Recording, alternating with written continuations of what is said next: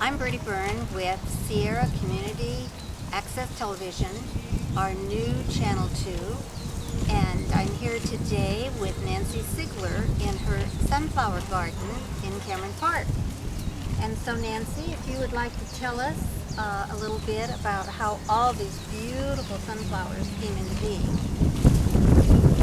Growing sunflowers, a friend brought me over a number of little baby ones, and I started them over there. They're living on my septic system right there. And I grew about 20 or 30.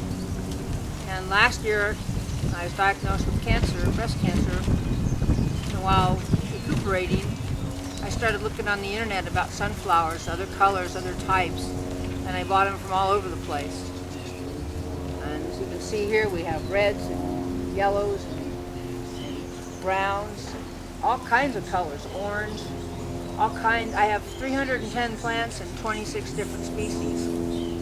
There are approximately 6 to 7 species of sunflowers, and I'm going to have them all by next year, I hope. We're going to harvest them for our first time. We've got some really, really big plants here. Some of them have gone over 16 feet. The world record is 25 feet and something, so they can get pretty darn big. It's just been a labor of love. To me, growing the sunflowers helped me through my hard times.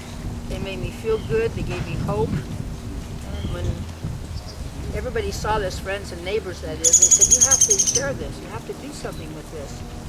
So I thought maybe we could do a breast cancer thing here because it makes me feel good. And I think after hearing all the different ladies that were here last weekend, they all said the same thing. It gave me hope. It made me feel good. A lot of them said the run is really important to them and the walk, but all in all, this makes them feel good. So it's sort of like, it's repetitious. Everybody keeps saying the same thing. We feel good around the sunflowers. My goal has been just to get all the different foundations and people involved with breast cancer to make the sunflower the flower for breast cancer. The doctors, okay, Dr. Badai is going to put him in his office. He's my surgeon.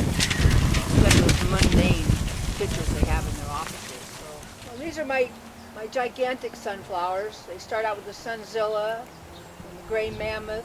I have a Russian over here, skyscraper. Gosh, I have so many different ones. They all look very similar to people to look at them, but they are very different. Some of them have different types of petals. They're all pretty yellow-orange. And we had two a little over 16 feet, which is the largest I've ever grown. I'd hoped the skyscrapers would go to 18, but they got planted late. The weather was kind of funny this year, so I'm real lucky to have what I got here. And soon we'll be taking these heads off that are drying out, and we'll be getting the seeds. My first time of really harvesting my own sunflowers for other people. I've only harvested a little bit for my own self. So they only used to grow about 30, and I have 310 plants here. We're going to manage. There's a lot of us in our little sisterhood of sunflower people, and we'll see that everybody gets some that was here. There are what I call my babies, because I've never raised colorful sunflowers. They've always been yellow ones of different sizes. And while I was laid up, I did a lot of research, and I ordered sunflowers from all over the United States.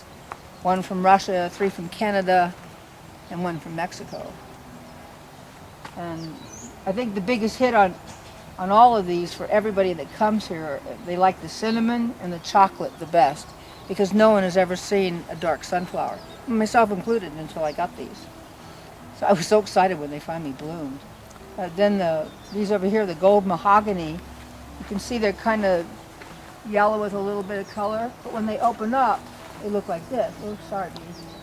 See the color around it? And that's the mahogany. Pointed to me, you know, that all my people that worked with me said, there she is over there. So, yeah, I really was. Gosh, And I was amazing. so shocked at how many people I know that I didn't realize had cancer, Really? breast cancer. Or if I did, it's been a long time ago, like Karen Greger. That was a long time ago, Karen and and I I have had been forgot. friends for years. I taught her to fly fish, and we kind of separated up here the last few years, you know, and then I told her someone told her I had cancer, so she got hold of me, and I asked her about this, and She said, oh yeah, I'll be there. So she said, I can only do it on Saturday. So Sunday morning rolls around and there she is. I said, I thought you couldn't come on Sunday. She said, I could not come. I had to be here. That's fantastic. So